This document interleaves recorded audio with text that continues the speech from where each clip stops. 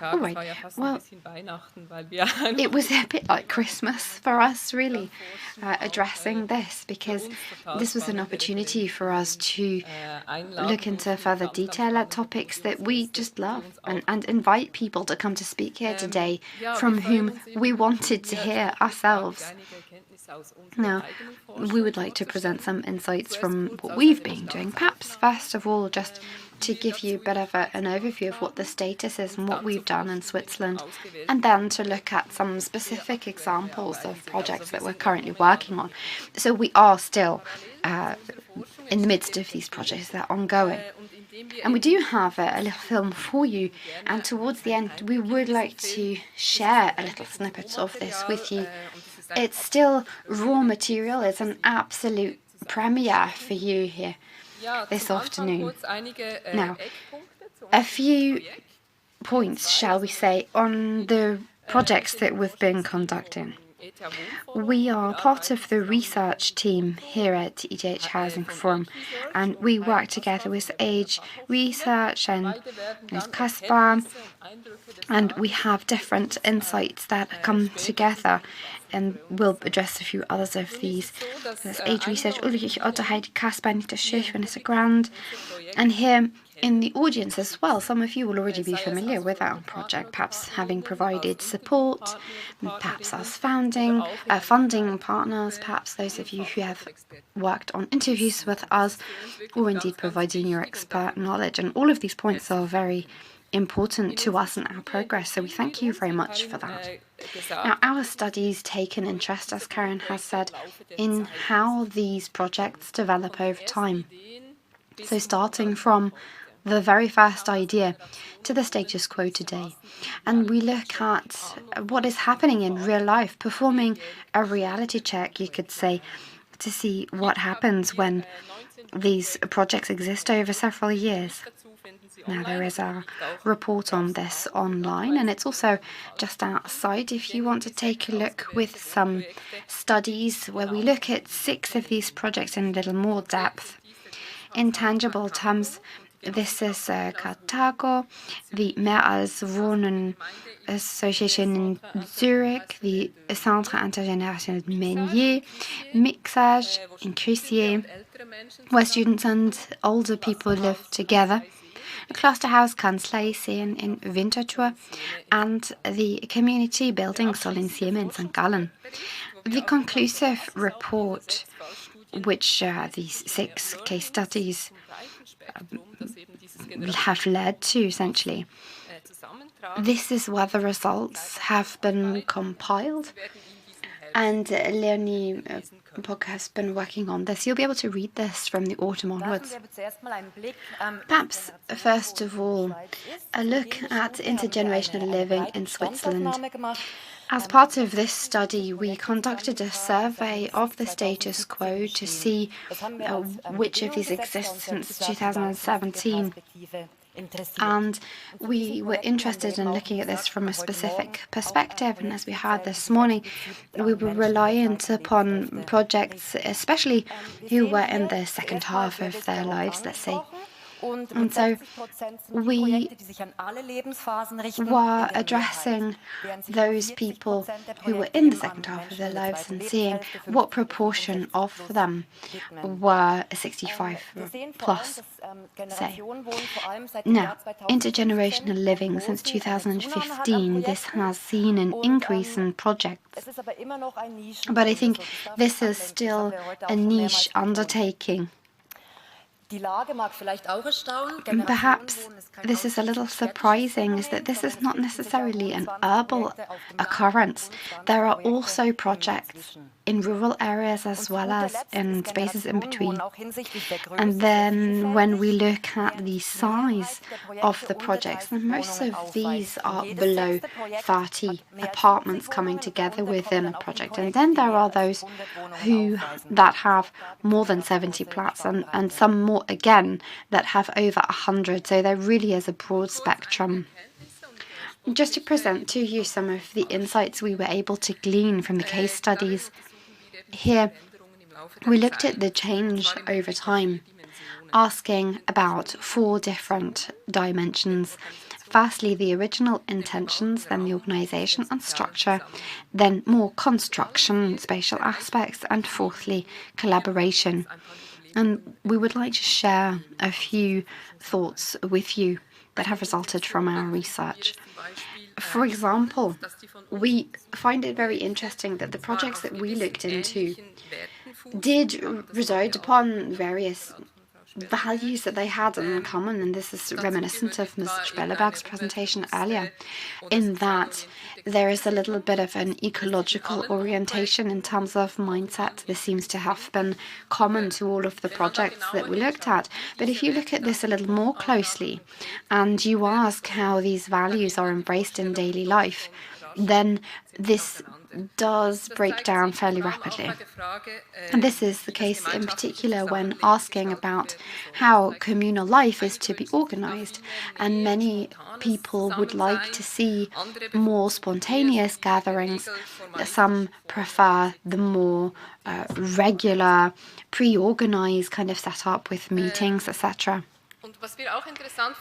Another thing we found interesting was the motivation of different individuals who joined the project over the course of time, that sometimes these inputs had more of an impact on the course of development of the project than the original goals that were formulated in advance. And there seems to be potential for conflict in any expectations that are left implicit. Because if people don't actually say what their expectations are of living in this kind of environment, then it seems that there are some people who would like more distance, but other people aren't aware. Then evidently people are going to get into conflict situations, which can have a negative impact on the atmosphere in a housing environment like this. Now, what can work well is to ensure that any expectations and hopes for the outcomes are made explicit very early on. And if this is done early enough, it's much easier to actually say this than to react to something that has actually happened. And also, easier said than done, so it depends what happens in real life then. Original intentions can also, in fact, change over time. So housing projects that were designed for the post-familial phase of life and were designed with that in mind, over time can evolve to become more open to younger people. But equally, it might not be the case, or the opposite may be the case. Perhaps there is some scope for more static projects. There's a bit of everything. So the projects we looked at were largely cooperatives, but not exclusively, and they are organized in different ways. The smaller projects that often have a lot of self-starters among them, and they are organized largely independently, so the community organizes them themselves with top-down structures. When administration is done by the residents themselves, it seems to depend whether this is cluster accommodation or whatever kind of housing you're dealing with. Let's say if there are things that have to be done, like cleaning, that people don't actually want to do, or let's say somebody wants to look into renting out some of the spaces, then that doesn't seem to have a positive impact on the group itself. If this is outsourced to somebody else so that someone else can deal with that cumbersome task, then that's better for the group. People have a lot to do with one another. There's a lot more exposure to people in the community, and so there is also more conflict. So when you're designing spaces, there are different ideas as to how these spaces could be designed in terms of aesthetic, but also how clean people think a space should be kept, how orderly things need to be kept. And so really it's about being organized in a different way and saying, look, this person is responsible for this, and this is very clear and transparent, and having these rules has to be done very, very clearly to help circumvent conflict. We also find that these little jobs that are distributed throughout the community are not all created equal, and some do not seem as attractive as others, and also some are just not as visible as others. And there are gender stereotypes that seem to be adhered to a certain extent, and then men end up doing things that are perhaps more technically minded, while women might be more likely to organise events and the like. And so there's a risk there in terms of how power is imbalanced, because if you have the same person doing the same thing over time, this can be somewhat disproportionate. So you need to have essentially terms limited for these different roles that are assigned, as well as having some external opportunities to overcome any conflict that may arise, so that people can get back on the same page with the help perhaps of a mediator, or say having an ombudsman who people can turn to if they need to. Okay, coming to spatial aspects then. In all of these projects, it's always about striking the balance between having your own private space and being able to spend time with others in communal areas. So the design of the communal spaces is very important. And the level of publicness, if you like, or how private a space is, shapes the kinds of encounters that can occur in those spaces. So if you have a joint kitchen in a flat share, this is going to be slightly different in use to the space outside of a communal building of flats, say, outside the front door. And the spaces and the purposes for which they are used help shape the encounters that can happen there. And it sounds very basic, but actually that's quite important, to pay special attention to the design of communal spaces. And so you can then help shape how people live together in these spaces over the years. For architecture, it's quite tricky to find the right outcome here, that there is no one-size-fits-all solution for this. You do need enough communal space, but if you have too many of these areas, then some may go unused. And this, of course, is something that also triggers debates, discussions, conflict. You then need to have the paths to the different private accommodations be clear, and sometimes if you are in this kind of environment, there is a bit closer contact en route to your own flat. It doesn't have to be the case, but it can be. And what we find interesting is, in spatial terms for these projects, in terms of interior design and furnishing, it seems that not a great deal changed over the years. Perhaps this has something to do with the cost of acquiring new furnishings, but also perhaps we have seen that people tend to take care of their things very well in these spaces.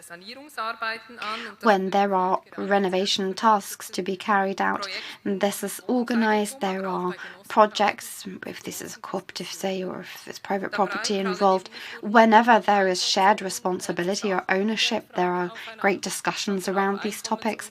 And it also depends on differences in people's income and the financial resources available to different people to be able to finance things like this.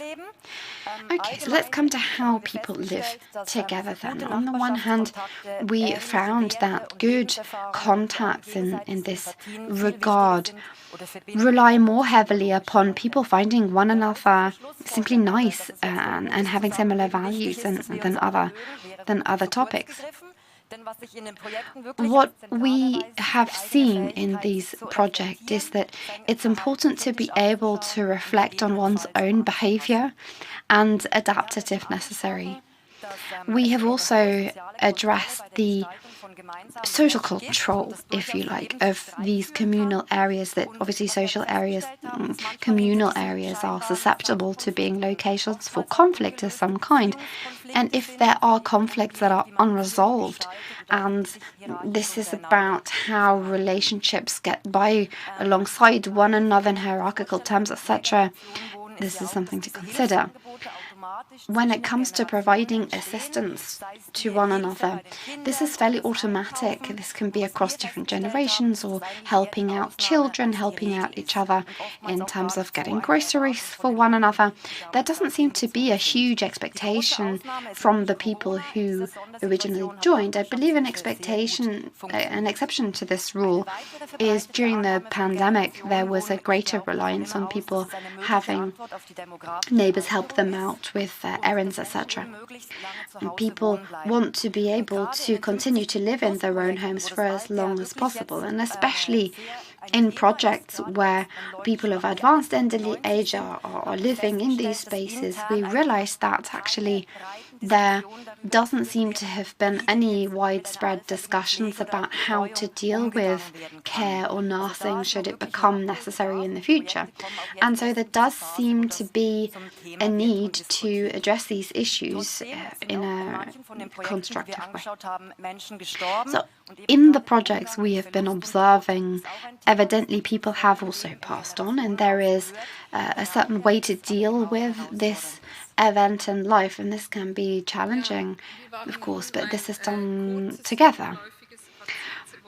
So we would now like to just draw an interim conclusion, if we may, where we would like to draw upon some insights that have already revealed themselves. It seems that project size is crucial in determining what the communal living is like. When conflict does arise, of course, if you're in a smaller group, it's more difficult to gain space from one another. But then there is the varying level of openness to diversity, especially with regard to people's backgrounds. Our data shows that there is much opportunity to be in contact with other people, but that this contact tends to be a little more of a superficial nature rather than having several very deep, far-reaching relationships with people who live in a complex. A great deal is decided in smaller groups. If people stay in these housing projects, then it's important to include people who have joined more recently, to then also allow for the possibility for people to question how things have been done thus far, and also that everything, daily issues that arise in everyday life, that these can be addressed. In these housing projects, there will always be group dynamics that emerge, and this might be something that people are aware of or not, but they do tend to take on certain roles. In all of the housing projects, there are always going to be roles that emerge.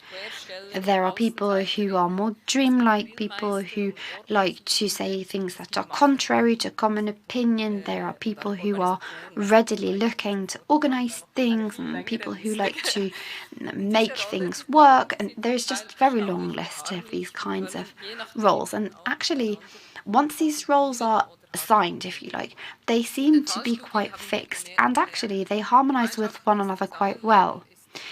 So living together in constellations like this seems to be a very interesting prospect, but it's not all just peace, love and harmony. It does take some work to make these relationships work. If relationships are forced to be too close, or if things are taken too strictly, that can be a downfall. But a housing project then opening up to the local neighbourhood, say, or hosting events for the neighbourhood at large, parties, etc., and having the spaces available be used for different purposes, that is an opportunity to be tapped into. So just very briefly then, today we've heard a great deal about intergenerational living, and many of you, I'm sure, already have an idea of what this is, what this means, and we're looking forward to getting film portraits. There are 6 of these in the works.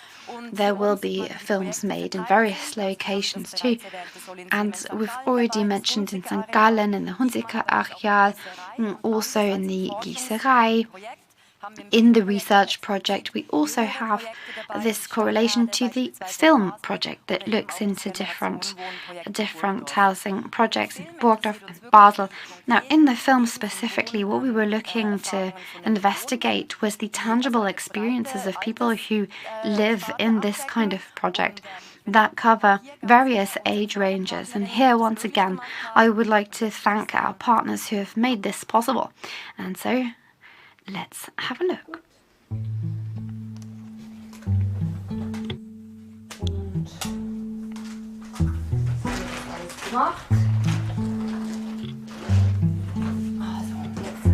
All right.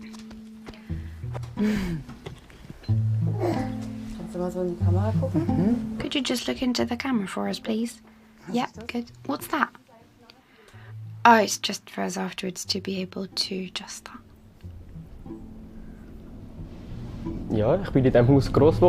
I grew up in this house, this to me, this is what home is. It was home, 2 floors, a cellar, attic floor, a balcony, a veranda, a garden. A friend of mine, well, his family got this house then, so his mum, and my grandma, funnily enough, was a bit put out by this, that it was my friend, my best buddy, who was able to live in this place, and actually she thought that this was pretty unfair of my parents, basically, to say that we had to come and live here, and my friend is over there living in paradise, she said, and we're like in the middle of nowhere starting this project.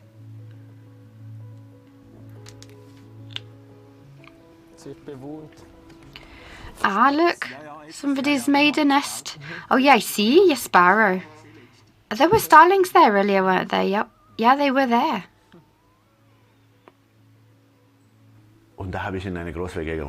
So I was living in a big flat share. There were 14 of us across 13 rooms, right? So 14 people. There was one couple sharing a room, you see. And I was like, wow, this actually exists. These people aren't students anymore. And they live together in a flat share. And it works. It exists.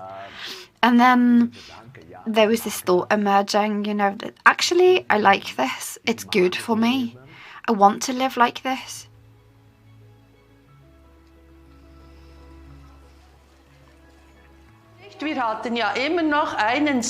So we have a spot left on the board to fill, do we not?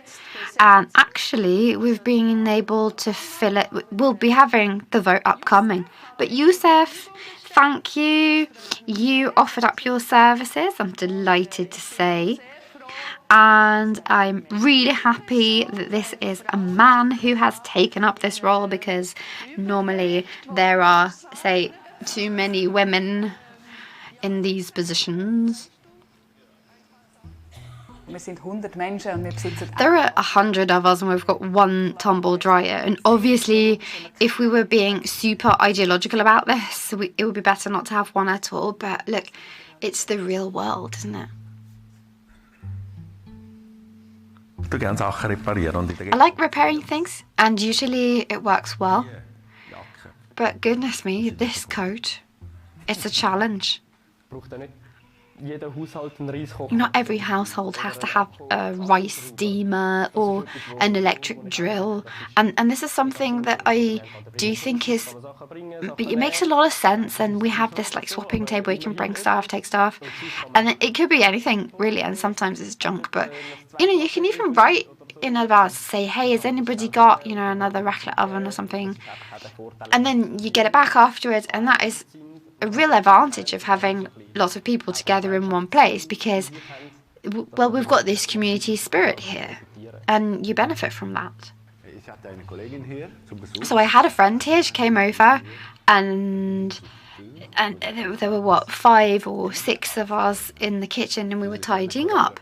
And it's not like it's choreographed, but it is kind of collaboration, because you know where things go, how to get out of the way if people need to get past, so you move, don't you? And if I have something in my hand and I want to put it away, and you know where it goes, so you know also how to get out of my way to let me put it where it needs to be, right? We didn't really have high expectations in terms of childcare, but as far as living in the same space together goes, our expectations have been exceeded because there's so many spontaneous events, and we have the communal room over that. It's pretty big. And we have like birthday parties there, with dancing there, and then the parents all rocked up with their baby monitors and put them on the bookshelf and had a bit of a dance. It goes beyond what I expected, really.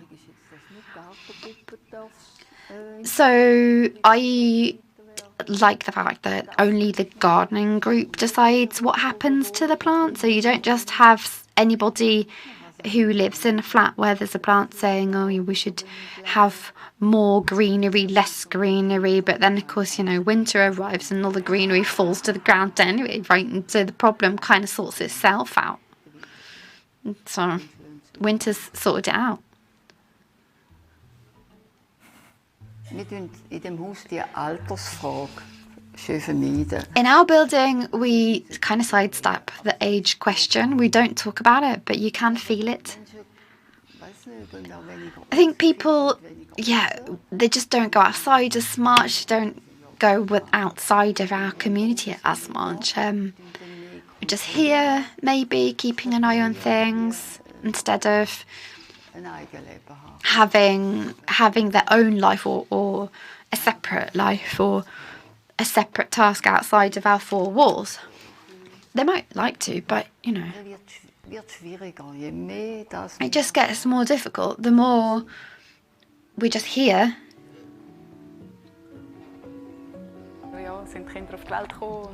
So children were born and 2 people passed away. It's part of it, and it's an acknowledged part of it. It's not just something that passes one by. It's we do a little bonfire on the roof to say farewell to people.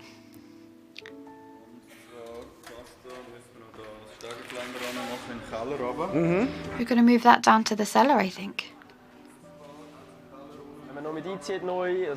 If you move in somewhere and it's new, you don't really go and say hi or introduce yourself, and then something happens, maybe you're a bit loud, and then your neighbour comes, and the first time you ever speak to your neighbour is just conflict, and that's just not healthy for people among each other, and that's something that I've learned from this constellation, in that you get to know people and there's a connection there.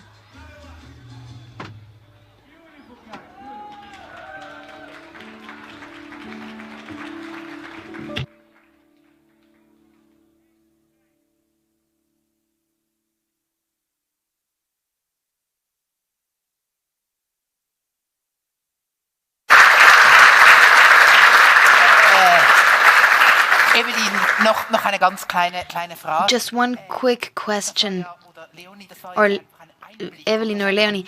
That was just a little, some scenes. When will we be able to see the entire movie? In September.